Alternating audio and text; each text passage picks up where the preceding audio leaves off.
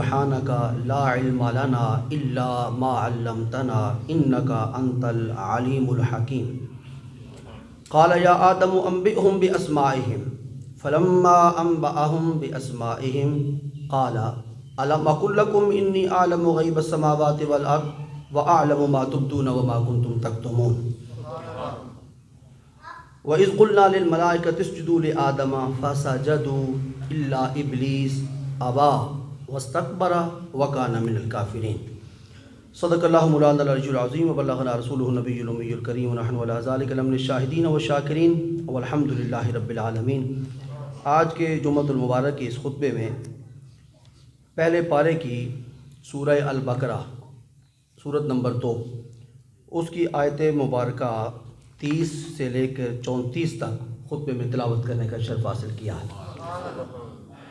इन आयात मुकस्सा के अंदर अल्लाह रब्बुल इज़्ज़त ने इस दुनिया को जिस वक़्त आबाद फरमाने का इरादा फरमाया और इस ज़मीन के वारिसों को ज़मीन पे उतारने का इरादा फरमाया और इस ज़मीन पर इंसानियत की सूरत में अपना नायब और अपना खलीफा मुकर्रर फरमाने का इरादा फरमाया। तो चूँकि अल्लाह करीम का इरादा वो कोई अचानक नहीं मार्ज़ वजूद में आता कि कोई एक काम अचानक बस उसके सरकमस्टांसेस और हालात बन गए हैं तो चलें अब इसके मुताबिक ऐसा कर देते हैं ऐसा कर देते हैं। नहीं, अल्लाह का इरादा और अल्लाह की मशीयत अल्लाह की सिफ़तें हैं और अल्लाह की सिफ़तें आज़ली और अबदी हैं। अल्लाह ने अभी तक ज़मीन को बनाया नहीं था। इस ज़मीन के नीचे जो पानी था जिसके ऊपर मिट्टी बिछाकर ज़मीन को बनाया गया है, ये अभी तक कुछ भी नहीं अल्लाह के इरादे में था, यानी कि अल्लाह ने इसको बनाया नहीं था। तो उस वक़्त से अल्लाह के इरादे में था कि ज़मीन को बनाने के बाद इसको मैंने आबाद करना है। उसकी आबादकारी के लिए अल्लाह करीम ने जन्नत में अपने दस्ते मुबारक के साथ जो उसकी शायान शान हैं हज़रत आदम अलैहिस्सलाम को खल्क़ फरमाया था और आदम अलैहिस्सलाम की को जन्नत के माहौल के अंदर रखा था। और ये भी अल्लाह के इरादे मुबारक के अंदर ही था कि मैंने सारे जन्नत के माहौल में मौजूद दरख्त और उनके फलों को आदम अलैहिस्सलाम के लिए मुबाह करार देना है सिवाय एक दरख्त के जिसको शजरा ममनुआ करार दिया जा रहा है। और ये भी अल्लाह रब्बुल इज़्ज़त के इरादा मुबारक के अंदर था कि फिर मैंने ज़मीन से शैतान को उठाना है और आसमान के अंदर लेके जाना है और वहाँ सारे मलाइका का उसे उस्ताद बनाना है। फिर वहाँ से उसे दूसरे आसमान पर फिर तीसरे आसमान पर अला हाज़ल क़ियास फिर उसे जन्नत के अंदर पहुँचाना है। फिर आदम अलैहिस्सलाम की मैंने मुलाकात करवानी है शैतान के साथ। फिर शैतान ने फ़वस्वसा लहुमुश्शैतानु लियुब्दिया लहुमा का मामला करना है। आदम अलैहिस्सलाम को अब वसवसा का माना मैं मशवरा करने लगा हूँ। बड़े सोच समझ के बड़े ध्यान से करने लगा हूँ। आदम अलैहिस्सलाम को शैतान ने मशवरा दिया, फवसवसा, उनके दिल के अंदर बात डाली, उनके दिल में इल्का किया, उन्हें इस बात की तरफ आमादा किया, उन्हें रग़बत दिलाई, उन्हें शौक़ दिलाया, उन्हें तरग़ीब दिलाई कि ये जिस दरख्त से आपको मना किया जा रहा है ज़रा इस दरख्त के करीब जाकर देखें तो सही। दूसरे मकाम पर कुरान पाक ने उसी कैफियत को बयान करते हुए फरमाया कि शैतान ने आदम अलैहिस्सलाम के दिल के अंदर ये बात डाली कि मैं आपको एक ऐसे दरख्त की तरफ रहनुमाई करता हूँ जो दरख्त खुल्द है, अला शजरतिल खुल्द व मुल्किन ला यबला, कुरान पाक के अल्फाज है। ऐसे दरख्त की तरफ तो आपकी मैं रहनुमाई करता हूँ जिसका फल आप खाएंगे तो आपको दायमी ज़िंदगी मिल जाएगी, अला शजरतिल खुल्द, दायमी ज़िंदगी मिल जाएगी, व मुल्किन ला यबला, और ऐसी ममलिकत, ऐसी बादशाहत और ऐसी सल्तनत मिलेगी जो ख़त्म होने वाली नहीं होगी, ना ज़वाल पजीर होगी। ये सारा कुछ भी बेचारे शैतान के बस का रोक कहाँ हो सकता है? ऐसा शैतान का ये मामला नहीं है, ये सारा अल्लाह का अपना प्रोग्राम था, अल्लाह की अपनी मशीयत थी, अल्लाह का अपना ऐसा इरादा था। अल्लाह ये चाहते थे कि आदम अलैहिस्सलाम उस दरख्त के करीब जाएं।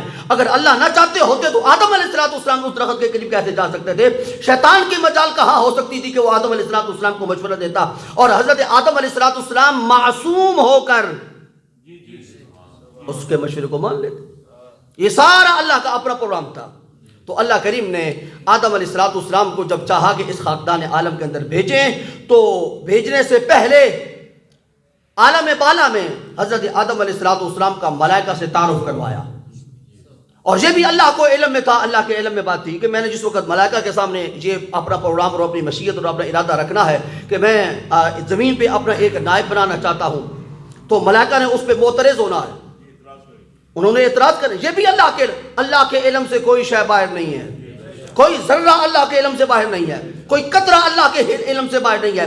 تیری میری حرکت، تیری میری سکنات اللہ کے علم سے باہر نہیں ہے، حتیٰ کہ تیرا میرا ارادہ اور تیری میری نیت اللہ سے مخفی نہیں ہے. عالم الغیب والشہادہ ہے، وہ ہر مخفی شے کو جانتا ہے، ہر اخفا شے کو جانتا ہے، ہر سری شے کو جانتا ہے، ہر ظاہر شے کو جانتا ہے، ہر ظاہر شے کو جانتا ہے، ہر باطن شے کو جانتا ہے. جو شے مارز وجود میں آ چکی ہے اسے بھی جانتا ہے، اور جو ابھی تک مارز وجود میں نہیں آئی اسے بھی جانتا ہے. وہ اشیاء کی حقیقتوں کو بھی جانتا ہے اور ان کے اسرار اور رموز کو بھی جاننے والا ہے، سب کچھ جانتا ہے، کوئی شے اس سے مخفی نہیں ہے. اس کا اپنا اعلان ہے کہ رات تاریک ہو، جنگل تاریک ہو، رات کی تاریکی میں، جنگل کی تاریکی میں، اور جنگل کی تاریکی میں کالا پہاڑ ہو، اور اس کالے پہاڑ کے اندر کالی غار ہو، کالی غار کے اندر کالی چٹان ہو، اور کالی چٹان کے اوپر کالے رنگ کی چھوٹی سی چیونٹی رینگ رہی ہو. میرا رب فرماتا ہے اتنے پردوں کے اندر بھی میں اس کے رینگنے کو بھی جانتا ہوں، اس چیونٹی کو بھی پہچانتا ہوں. یہ ہے میرا رب. میں کس دھوکے کے اندر اپنے آپ کو مبتلا کر کے بیٹھا ہوا ہوں کہ میں مخفی انداز میں کوئی کام کر لوں گا، کسی کو پتہ نہیں چلے گا. بھائی کسی کو کیسے ہی نہیں پتہ چلے گا؟ تو انسانوں کی نگاہوں سے چھپ کر تو کوئی گناہ کر سکتا ہے، اللہ سے کیسے چھپے گا؟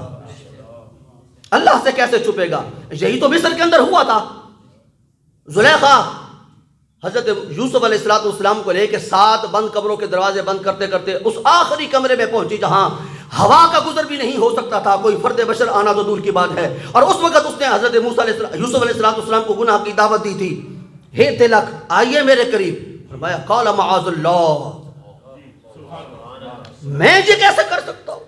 کہا زلیخا نے جتنے میرے بت ہیں اس خاص کمرے میں، ان سارے بتوں کے اوپر میں نے چادریں ڈال دی ہیں، پردے ڈال دی ہیں، بت میرے دیکھ نہیں رہی، یہی میرے خدا ہیں. فرمایا تیرے خدا تو بس یہ ہیں کہ ایک پردے کے پس پشت وہ جان نہیں سکتے. میرا رب وہ ہے جو 7 آسمانوں کو جانتا ہے، 7 زمینوں کو جاننے والا. اس کی آنکھوں پر میں کیسے پردے ڈالوں؟ معاذ اللہ، مجھے ڈر ہے اللہ کا، مجھے خوف ہے اللہ کا. میں گناہ کرنا تو دور کی بات ہے، گناہ کو سوچ بھی نہیں سکتا، اس لیے کہ میں نبی ہوں، اور نبی معصوم ہوتا ہے، وہ بھول کر بھی گناہ نہیں کرتا. گناہ کی بات ہی کیا، وہ تو نبی آتا ہی دنیا میں اس لیے ہے تاکہ جو دنیا کے اندر لوگ گناہوں کی دلدل کے اندر پھنسے ہوئے ہیں انہیں اس دلدل سے نکالے اور ظلمتوں سے نکال کر نور کے ماحول کے اندر لائے. نبی تو دنیا کے اندر تشریف اس لیے لے کے آتے ہیں. حضرت آدم علیہ السلام کو اللہ کریم نے اپنے دست مبارک کے ساتھ خلق کیا، اسی کا یہاں پر ذکر کرنا چاہ رہا ہوں. میں نے اپنا موضوع عرض کر دیتا ہوں. آج سے میں نے جو موضوع اپنا انتخاب کیا ہے وہ یہ ہے کہ انسان اول کے زندگی کے نمایاں اسباق. ہم بھی انسان ہیں بھائی جان، ہمیں بھی کچھ سبق لینا چاہیے، ہمیں بھی کو پتہ ہونا چاہیے کہ ہمارا ابا کون ہے، آدم علیہ السلام کون ہے، ہمارے جد اعلیٰ ہیں. کوئی کہتا ہے میرا ابا MP ہے، کوئی کہتا ہے میرا ابا MNA ہے، ہم کہتے ہیں ہمارے ابا نبی ہیں. احساس کی بات تو یہ ہے نا، شاید آپ نے کوئی لطف نہیں لیا اس جملے سے. جی کہاں نسب کہاں حسب، سب ختم ہو جائیں گے، کوئی حسب نہیں، کوئی نسب نہیں ہے. یہ چیمے چماٹے سارے ختم ہو جائیں گے، بس ایک انسان ہوگا، کس کے ذریعے اس کی پہچان ہوگی.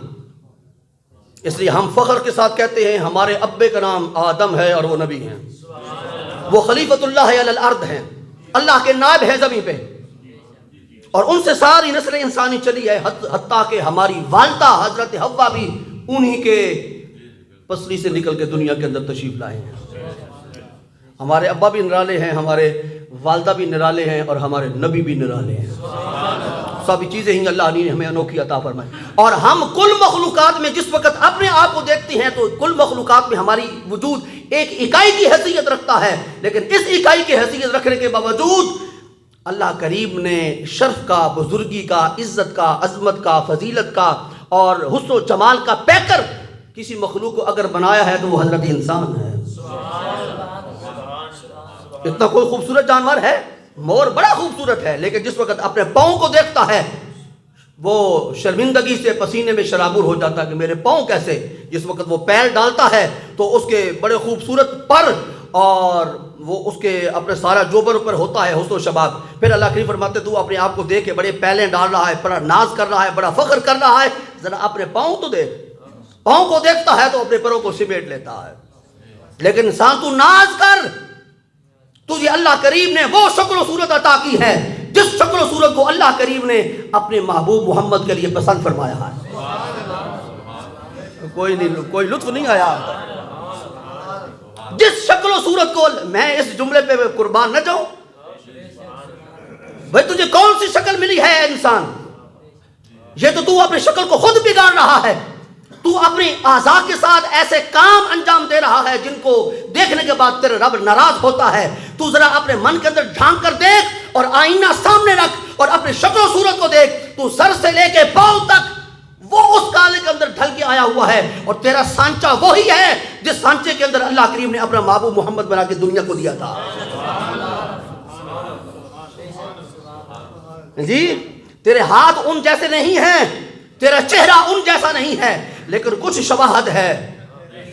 وہ اصل ہے, تو نقل ہے. لیکن نقل کو بھی حیا کرنی چاہیے کہ میں کسی کی اصل کی نقل ہوں. نقل تب بنے گی پہلے کوئی اصل موجود ہوگی. فوٹو اسٹیٹ کروانے کے لیے آپ جاتے ہیں تو پہلے کوئی اصل آپ کے پاس ہوگی, تو تب فوٹو اسٹیٹ مشین کے اندر رکھی جائے گی تو اس کا پرنٹ نکلے گا. تو اصل کاپی محمد پاک کی ذات گرامی ہے, تو اور میں سارے نقل ہیں. اور جملہ اگر سن لیں بڑا پیارا سا عرض کر دیتا ہوں, نقل مار کے بھی بندہ پاس ہو جاتا ہے کہ نہیں ہوتا؟ اور نقل مار کے بھی بندہ, جس نے پیپر لینا ہے وہ ایگزامینر ہے, جس نے چیک کرنا ہے وہ پیپر چیکر ہے. پیپر چیکر تو تیرا ایگزامینر نہیں ہے نا. ایگزامینر کی نظر کے اندر تو نقل کرنے والا ہے, پیپر چیکر کے اندر تو نقل کرنے والا نہیں ہے. اس نے تو دیکھنا ہے پیپر بڑا سونا لکھا ہوا ہے, وہ تیرے سونے پیپر کو دیکھ کے کہے گا یہ پاس ہے. اے نقل مارنے والے محمد پاک کے تو پاس ہے. لیکن ان کا نکال تو بننا, کوئی نہیں سمجھ رہی گل دی میری, اور نکال تو ان کا بن. اللہ بھی یہ چاہتے ہیں بھئی میری بات سنو, جس طرح رسول کریم نے اللہ کی عبادت کی ہے میں اور آپ کر سکتے ہیں, کر سکتے ہیں ایسی عبادت. وہ خلوص نماز میں, وہ للہیت نماز میں, وہ اللہ کے جلوے نماز میں, وہ اللہ کی انوار و تجلیات کی بارشیں جو محمد پاک کے قلب اطہر پر اور آپ کے وجود اطہر پر اور آپ کے سر ناز پہ عبادت الہیہ کے اندر ہوتی تھی, وہ مجھے اور آپ کو میسر آ سکتی ہیں. میرے سجدے ان جیسے سجدے نہیں ہیں, میرا رکوع ان جیسا نہیں ہے, میرا قیام ان جیسا نہیں ہے, میرا سبحان اللہ اللہم کہنا ان جیسا نہیں ہے, میری اتحیات ان جیسی نہیں ہے, اور میری ثنا ان جیسی نہیں ہے, میرا کچھ بھی ان جیسا نہیں ہے. لیکن اللہ فرماتا ہے تو وہ کام کر میری عبادت میں جو محمد نے کیا ہے, اگرچہ تو اس سے جیسا نہیں کر سکتا میں قبول کر لوں گا. اسی کو نقل کہتے ہیں, اسی کو نقل کہتے ہیں. بھائی نقل بھی مارنی ہو تو محمد پاک کی مارنی چاہیے, اور اس پہ کوئی ایلیگیشن بھی نہیں لگے گا. اور میں اگر ایک حدیث پاک سنا دوں تو پھر بالکل میں اپنے اس سارے موضوع سے فارغ ہو جاؤں گا. رحمت کائنات صلی اللہ علیہ وآلہ وسلم سے صحابہ کرام نے پوچھا یا رسول اللہ آپ نے ہمیں حکم دیا ہے کہ ہم آپ کے رب کی عبادت کریں, کیا نہیں جملہ آپ نے غور نہیں فرمایا. آپ نے ہمیں حکم دیا ہے کہ ہم آپ کے رب کی عبادت کریں.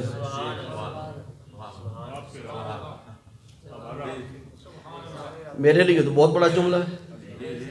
آپ نے ہمیں یا رسول اللہ آپ نے ہم امتیوں کو حکم دیا ہے کہ ہم امتی محمد کے رب کی عبادت کریں.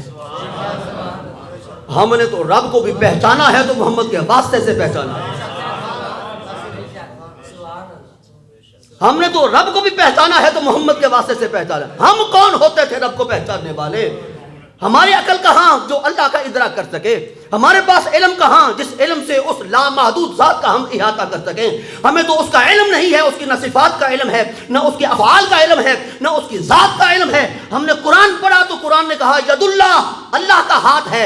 ہم سوچ کے اندر پڑ گئے کہ اللہ کا بھی ایسا ہاتھ ہوگا یا اس سے 4 گنا 10 گنا بڑا ہوگا. ہمیں محمد پاک نے فرمایا اللہ کا ایسا ہاتھ نہیں ہے, اس ہاتھ سے مراد اللہ کی قدرت ہے. تو ہمیں اللہ کے ہاتھ کا بھی پتہ چلا تو محمد پاک کی زبان سے ہم نے قرآن پڑھا تو قرآن پاک کے اندر لکھا ہوا تھا وجہ اللہ کا معنی ہے اللہ کا چہرہ. ہم نے ذات مصطفیٰ سے رابطہ کیا, کیا محمد پاک اللہ کا بھی چہرہ ایسا ہے یا اس سے 2-4 گنا یا 10 گنا یا 100 گنا بڑا ہوگا؟ فرمایا نہیں, اللہ کا چہرہ کوئی چہرہ نہیں ہے, اس سے مراد ہے اللہ کا حسن اور اس کے حسن کے جلوے اور اس کے انوار اور اس کی تجلیات. فرمایا جس طرح بھی تو رخ کرے گا اللہ کے انوار ہوں گے, اللہ کی تجلیات ہوں گی, ایسی اشیاء ہوں گی جو اللہ کے حسن کی طرف دلیل بنے گی. ہم نے تو اللہ کی ذات کو پہچانا محمد کے واسطے سے, اللہ کی صفات کو جانا محمد کے واسطے سے, اور اللہ کی حکمتوں اور اللہ کی قدرتوں کو جانا محمد پاک کے واسطے اور وسیلے سے. تو سلام کرتے ہیں اس گنبد خضرا کے مکی کی بارگاہ میں. اللہ اکبر. تو رحمت کائنات سے پوچھا گیا یا رسول اللہ صلی اللہ علیہ وآلہ وسلم ہم آپ کے رب کی عبادت کرنا چاہتے ہیں تو کیسے کریں؟ فرمایا تم کما حقہ میرے رب کی عبادت نہیں کر سکتے, محبوب پھر کرنی بھی ہے آپ کا حکم ہے اور کر بھی نہیں سکتے یہ بھی آپ کا حکم ہے, کریں تو کیا کریں؟ فرمایا صلو کما رأیتمونی اصلی, مجھے جس طرح اس کی عبادت کرتے ہوئے دیکھتے ہو ویسے کرتے چلے جاؤ, تمہاری عبادت بھی میری نکالی میں قبول ہو جائے گی.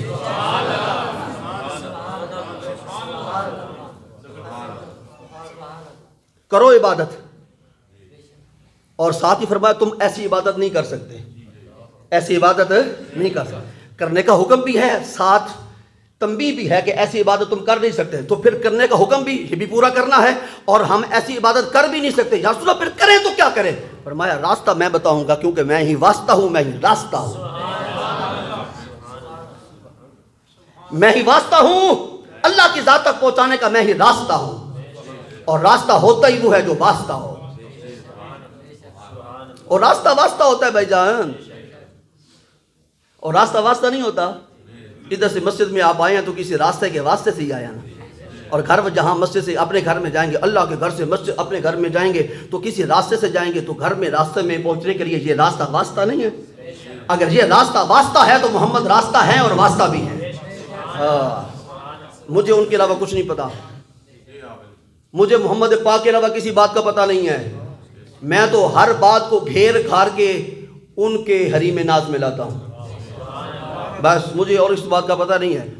کسی نے علم والوں کے پاس جمعے پڑھنے ہوں تو وہ علماء ڈھونڈیں. فقیر تو بس اپنا مشرب آپ کو عرض کر چکا ہے, فقیر کی ہر بات گھیر گھار کے طواف کرتی کرتی حضور کے بارگاہ ناز میں پہنچے, کیونکہ میں نے ان کا کلمہ پڑھا ہے اور انہی کے کلمے پہ میری نجات ہے. تو جو میرے نجات دہندہ ہیں میں ان سے کیسے اعراض برت سکتا ہوں؟ میں تو لمحہ لمحہ ان کو یاد کرتا ہوں, اور ان کی توفیق سے اور ان کی عنایت سے اور ان کے کرم سے اور ان کے لطف سے اور ان کی مہربانی سے, اور وہی مجھے دے رہے ہیں اور انہی کا دیتا ہوا میں کھا رہا ہوں. اللہ اکبر. آدم علیہ السلام کو اللہ کریم نے خلق فرمایا. اوہو, ہماری تو تمہید کے اندر یہ وقت گزر گیا, تو میں عرض یہ کر رہا تھا کہ انسان اول کی زندگی کے اسباق, آج سے ہمارا یہ موضوع چلے گا. انسان اول کی زندگی کے بہترین اسباق, لیسنز. وہ دنیا میں آئے تو کیسے آئے, آئے تو کیوں آئے, رہے تو کیسے رہے, معاش کیسا تھا, حسن معاشرت کیسی تھی, حسن معاش کہتا تھا, ساتھ کیا لائے, یہ ساری زندگی کے اسباق ہیں. ان میں سے پہلا سبق, انسان اول کی زندگی کا پہلا سبق کہ انسان کو اللہ کریم نے زندگی کا آغاز کرنے کے لیے جب حکم دیا اور اس خاکدان عالم میں اتارا تو اسے ظلمتوں اور تاریکیوں اور جہالت کے اندھیرے کے اندر نہیں بنایا, اسے علم کے اجالوں میں بنایا. یہ شاید پہلا سبق آپ کے ذہن میں اتر جائے. انسان اول کی زندگی کا پہلا سبق علم ہے. انسان اول کو اللہ کریم نے خلق کیا, خود اسے علم دیا.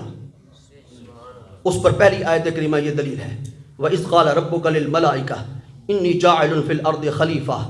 جس وقت اللہ کریم نے سارے ملائکہ کو جمع کر کے فرمایا میں زمین پہ اپنا نائب اور اپنا خلیفہ بنانا چاہتا ہوں, انی جاعل فی الارض خلیفہ. قالوا, انہوں نے جواباً کیا کہا, اتجعل فیہا من یفسد فیہا ویسفک الدماء. دو عیب ہماری ذاتوں کے اندر جو آج بھی موجود ہیں ملائکہ نے اس وقت اللہ کریم کی بارگاہ میں پیش کیے. مولا جی تو ایسے کو اپنا نائب اور خلیفہ بنا کے دنیا کے اندر مبعوث کرنا چاہتا ہے, بھیجنا چاہتا ہے, وَيَسْفِكُ الدِّمَاء, جو زمین پہ جا کر خون ریزی کرے گا. قتل و غارت کرے گا، خون ریزی کرے گا، وَيَسْفِكُ الدِّمَاء، اور ساتھ اپنی تعریف کرتے ہوئے اللہ کریم کی بارگاہ اقدس کے اندر وَنَحْنُ نُسَبِّحُ بِحَمْدِكَ وَنُقَدِّسُ لَكَ، ہم نہیں ہیں تیری عبادت کرنے کے لیے، ہم نہیں ہیں تجھے سراہنے والے، ہم نہیں ہیں تیری تعریف کرنے والے، ہم نہیں ہیں تیری حمد بیان کرنے والے، وَنَحْنُ نُسَبِّحُ بِحَمْدِكَ وَنُقَدِّسُ لَكَ، ہم نہیں ہیں تیری تنزیہ بیان کرنے والے، ہم ہی ہیں تیری تقدیس بیان کرنے والے، ہم ہی ہیں تیری ساری قدرتوں کا ادراک رکھنے والے اور ان کا اظہار کرنے والے۔ اس کے جواب میں اللہ کریم نے کیا فرمایا؟ قال انی اعلم ما لا تعلمون، ملائکہ میں بہتر جانتا ہوں تم کچھ بھی نہیں جانتے، میں جس کو بنانا چاہتا ہوں تم نے سمجھ رکھا ہے کہ میں نے اپنی عبادت کے لیے اسے بنانا ہے، اپنی تقدیس اس سے کروانی ہے، اور تم نے کہا ہے کہ وہ خون ریزی کرے گا، فساد کرے گا، دنگا کرے گا، دنیا کے اندر جا کر اس کی امن کو تہو بالا کرے گا۔ مت سمجھنا کہ سارے ایسے ہوئے، 5 انگلیاں برابر نہیں ہوتی، ان میں سے کوئی داتا علی حجویری بھی ہوگا، ان میں تمہاری نظر اے ملائکہ صرف ابو جہل اور ابو لہب پہ ہے، دیکھنا مکہ کی وادی کے اندر صرف ابو جہل اور ابو لہب ہی نہیں ہیں، اسی مکہ کی وادی سے ابو بکر بھی پیدا ہوگا، عمر فاروق بھی پیدا ہوگا۔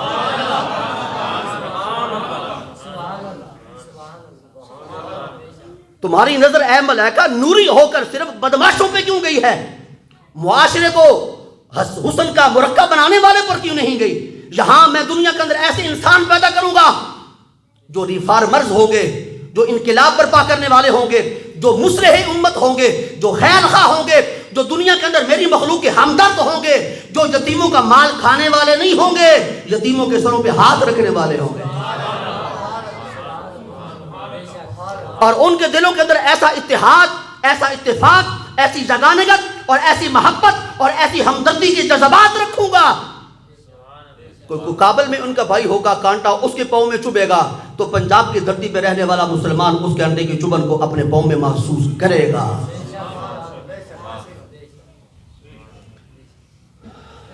ملائکہ کے اندر نیگیٹیوٹی نہیں ہونی چاہیے تھی، ویسے پتہ نہیں کیوں آ گئی ہے، کیونکہ انہوں نے اپنے مد مقابل آج تک کسی کو دیکھا نہیں تھا، لیکن میں اس نیگیٹیوٹی کو اور منفی اثر کو مثبت انداز میں آپ کے سامنے رکھتا ہوں۔ وہ جملہ جو ہے وہ میں نے آپ کو عرض کر دیا، نیگیٹیوٹی کا نہیں، آپ نے بھی فرمایا حسد، وہ بھی اس کو بھی میں اپنے پاس محفوظ رکھتا ہوں۔ اصل میں یہاں پر رکابت تھی، رکابت جو میں سمجھاؤں، اگر رکابت کا مفہوم پتہ ہو تو رکابت کیا ہوتی ہے؟ ایک محبوب ہے، اس کے چاہنے والے 2 ہیں، یہ چاہتا ہے کہ اس کی توجہ مجھے نصیب ہو، وہ چاہتا ہے کہ اس کی توجہ ساری مجھے نصیب ہو۔ ملائکہ کے اندر حسد نہیں تھا، رکابت تھی، وہ اللہ کی عبادت کر رہے تھے اور انہیں پتا تھا کہ محمد عربی کی دنیا میں تشریف لے جانے کے بعد مسجدوں نے بھی آباد ہونا ہے اور ویرانوں نے بھی اللہ کی عبادت سے آباد ہونا ہے، اور وہ تنہا اللہ کی عبادت کرنے والے تھے ملائکہ، اور اس سے پہلے ان کی عبادت میں جو اللہ کی وہ کر رہے تھے کوئی شریک نہیں تھا۔ اب اللہ کریم نے فرمایا میں ایک انسان بنانا چاہتا ہوں، اور وہ انسان بھی عام انسان نہیں ہوگا، میرا نائب ہوگا، میرا خلیفہ ہوگا۔ ان کے دل کے اندر رکابت کے جذبات بڑے ہیں، اور انہوں نے کہا ہمارا کوئی مد مقابل اور بھی آنے والا ہے جو ہم سے بڑھ کے اللہ کی عبادت کرے گا اور جنت میں ہم سے اعلیٰ مقام حاصل کر لے گا، اور ہم جنت میں اس کے خادم ہوں گے۔ یہ جذبہ رکابت تھا، جذبہ۔ اچھا آخری بات کر کے پھر اجازت چاہتا ہوں۔ وہ ایک شعر ہے کسی کا بڑا پرانا، کسی استاد شاعر کا، وہ کہتا ہے کہ فرشتہ کہنے سے میری توہین ہوتی ہے، میں انسان ہوں نا، مجھے فرشتہ نہ کہو، فرشتہ کہنے سے میری توہین ہوتی ہے، میں مسجود ملائک ہوں، مجھے انسان ہی رہنے دو۔ تم مجھے کہہ رہے ہو نا کہ یہ انسان فرشتہ، نہ میری توہین ہوتی ہے، میرا جو مقام ہے میں اس سے نیچے آ جاتا ہوں، میرا گراف گر جاتا ہے، میں گراوٹ کا شکار ہو جاتا ہوں، میں احساس کمتری میں مبتلا ہو جاؤں گا، نہ مجھے فرشتہ نہ کہو، میں انسان ہو کر فرشتوں سے افضل ہوں، کیونکہ مجھے خلق کر کے اللہ کریم نے فرشتوں سے فرمایا تھا اسجدوا لآدم، سجدہ کرو اسے۔ وہ سجدہ کرنے والے ہیں اور میں سجدہ کیے جانے والا ہوں، میں مسجود ہوں۔ وجہ کیا ہے؟ شعر صرف نہیں نہ سنانا، وجہ بھی عرض کرنی ہے۔ पढ़े लिखे लोग तशरीफ फरमा हैं, उनसे चेहरों से नजर आ जाता है। जी वजह क्या है? वजह ये है मलाइका कहाँ रहते हैं और इंसान मैं और आप कहाँ रहते हैं। मलाइका जिस माहौल के अंदर रहते हैं वहां ना शैतान है, ना वसवसा है, ना हमारा कोई दुश्मन है, ना वहां नफ्स और नफ्सानियत है, ना वहां ख्वाहिशात हैं, ना किसी शय के अंदर अट्रैक्शन और दिलकशी है कि जो उनको खींचे और अल्लाह की इबादत से रोके। मैं और तू जिस माहौल के अंदर रहते हैं हजारों दुश्मन हमारे इर्द गिर्द हैं जो अल्लाह की तरफ हमें जाने नहीं देते। सबसे पहला दुश्मन तेरे मेरे अंदर मौजूद है नफ्स का, फिर खारजी दुश्मन है शैतान, फिर दुनिया की मसरूफियात हैं। इसके बावजूद जब अल्लाह देखते हैं कि जुमे के रोज़ कशा लोग खींचे हुए मेरी घर की तरफ जा रहे हैं, फरिश्तों से अल्लाह फरमाता है देखो ये खून रेजी करने जा रहे हैं, ये दंगा फसाद करने जा रहे हैं। ये पहले तो घर में अकेले अकेले रहते हैं, दफ्तर में अकेले अकेले रहते हैं, अब तो ये सारे जमा हो रहे हैं इतनी कसीर तादाद में, ऊपर भी हाल भरा हुआ है, बाहर भी लोग इंतज़ार में हैं, तो ये सारे दंगा फसाद करने के लिए जा रहे हैं। नहीं, मलाइका उस वक़्त अपना सर झुका देते हैं और अर्ज़ करते हैं मौला करीम तू ही अपनी बेहतर जानता है, तेरे कामों के अंदर जो हिकमतें हैं तू ही जानने वाला है। जी, और उस माहौल के अंदर रहकर जहाँ कुदसी रहते हैं, जो नूरानी माहौल है, जो मलाइका का माहौल है, उस माहौल के अंदर रहकर तस्बीह पढ़ना, इबादत करना, जिक्र करना, सजदे करना, रुकू करना, तस्बीह पढ़ना, अल्लाह की तकदीस बयान करना, ये कुछ मुश्किल काम नहीं है। इस दुनिया में और इस दुनिया की चकाचौंध के अंदर आकर अल्लाह की इबादत के लिए वक्त निकालना एक कार्य मुश्किल है, एक इम्तिहान है, एक इब्तिला है, एक आजमाइश है। कौन वक्त निकाले? किसके पास फुर्सत है अल्लाह को याद करने के लिए? सारा कुछ ही जब अल्लाह ने दे दिया, इज्जत दी, रिज़्क दिया, माल दिया, सेहत दी, औलाद दी, घर बार दिया, गाड़ियां दी, जब सब कुछ अल्लाह ने दे दिया, अब कौन अल्लाह को याद करे? जब ऐसा माहौल पैदा हो जाता है फिर बंदे दुनिया से एराज करके अपने रब को याद करते हैं। रब फरमाता है अब फिक्र न करना, मैं ही तुम्हारा कारसाज हूँ, मैं ही तुम्हारा कफील हूँ, मैं ही तुम्हारा वकील हूँ। इसलिए तो उलमा इकबाल रहमतुल्लाह तआला अलैह ने मलाइका को यहाँ से पैगाम भेजा, मैं खटकता हूँ दिल यज़दा में कांटे की तरह। इकबाल थोड़ा जा लफ्ज़ सकील बोल गया, लेकिन खैर है, उसने भी किसी जज्बे हुर्रियत का मुजाहरा करते हुए ये लफ्ज़ इस्तेमाल किए होंगे, मैं खटकता हूँ दिल यज़दा में कांटे की तरह, तू फ़कत अल्लाहू अल्लाहू अल्लाहू। फरिश्ते तो उधर बैठ कर अल्लाहू कर रहा है, बदर के मैदान को किसने फतह किया? हुनैन के अंदर अपने दास्तान हुर्रियत को किसने रकब किया है? जी, इस्लाम का झंडा किसने बुलंद किया है? उमैया बिन खल्फ की मारें खा खा कर बिलाल हबशी किसने अपने आप का लूहा मनवाया है? जी, दुनिया के अंदर रहते हुए मक्का मुकरमा के अंदर जिस वक्त कोई भी साथ देने वाला मोहम्मद पाक का नहीं था, वो 7-8 साल का बच्चा था जिसका नाम अली था। मलाइका तुम तो उस वक्त सिर्फ तस्बीह पढ़ रहे थे, हम उस वक्त मोहम्मद पाक के हमरा थे और अपनी जान के नजराने अपनी हथेलियों पर रखे हुए थे। और हजरत अबू बकर सिद्दीक की आवाज आ रही है मदीना पाक से कि जिस वक्त मलाइका ऊपर तस्बीह के अंदर मसरूफ थे, मैं और अली थे जो मोहम्मद पाक जो अल्लाह का महबूब है उस पे अपनी जान के नजराने कुर्बान करने के लिए अली मोहम्मद पाक पे बिस्तर पे आराम था और मैं मोहम्मद पाक के साथ मक्का से मदीना मुनव्वरा जा रहा था। मैं खटकता हूँ दिल यज़दा में कांटे की तरह, तो फ़कत अल्लाहू अल्लाहू अल्लाह। मलाइका आपने अल्लाहू के अलावा किया है क्या है? आप तो के लिए अगर इबादत के लिए सजदा मुकर्रर है तो आप सारी ज़िंदगी सजदा ही करते रहे। आपके लिए इबादत के लिए अगर रुकू मुतय्यन कर दिया क्या तो आप रुकू में ही है। लेकिन एक मोहम्मद पाक के गुलाम कभी हाथ उठाकर अल्लाह की इबादत करते हैं, कभी ज़ेरे नाफ बांध के अल्लाह की इबादत करते हैं, कभी रुकू में झुक के अल्लाह की इबादत करते हैं, कभी रुकू से सर उठाकर अल्लाह की इबादत करते हैं और अर्ज करते हैं मौला करीम झुकाने वाला भी तू है, झुके हुए को उठाने वाला भी तू है। झुकाने वाला भी तू है, उठाने वाला भी तू है।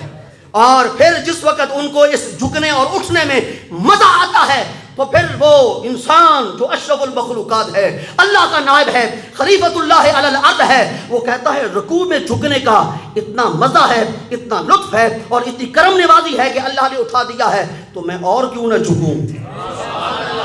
وہ سر سجدے میں رکھ دیتا ہے۔ جب سر سجدے میں رکھتا ہے اور اس وقت اپنی زبان سے عرض کرتا ہے سبحان ربی الاعلیٰ، مولا میں ادنا ہوں تو اعلیٰ ہے، مولا میں ناپاک ہوں اور تو پاک ہے، تیری مہربانی ہے کہ ناپاک کو اپنے حضور میں سجدہ کرنے کی توفیق ارزانی فرمائی ہے۔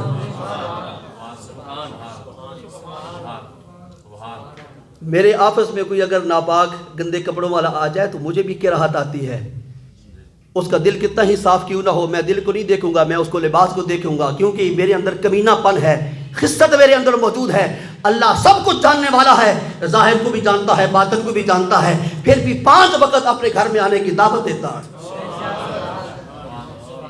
شاید کہ اتر جائے تیرے دل میں میری بات۔ اللہ کو میرے کرتوتوں کا پتہ نہیں، اللہ کو ہمارے اعمال کا پتہ نہیں، وہ تو لا اصغر من ذالک ولا اکبر الا فی کتاب مبین، ہر چھوٹی سے چھوٹی چیز کو جانتا ہے، ہر بڑی سے بڑی چیز کو جانتا ہے، کوئی چیز اس کی نگاہ سے مخفی اور پوشیدہ نہیں ہے، سب کچھ ہمارا جانتا ہے، باطن جانتا ہے، ظاہر جانتا ہے، اول جانتا ہے، آخر جانتا ہے، ہم کیا سوچتے ہیں وہ سب کچھ جانتا ہے۔ ہم رزق حرام کما کے لقمہ حلال کھا کے اللہ کے دربار میں آ جاتے ہیں، پھر بھی وہ نہیں کہتا گندے میرے گھر میں نہ آنا، کہتا ہے سجدہ کر قبول کروں گا۔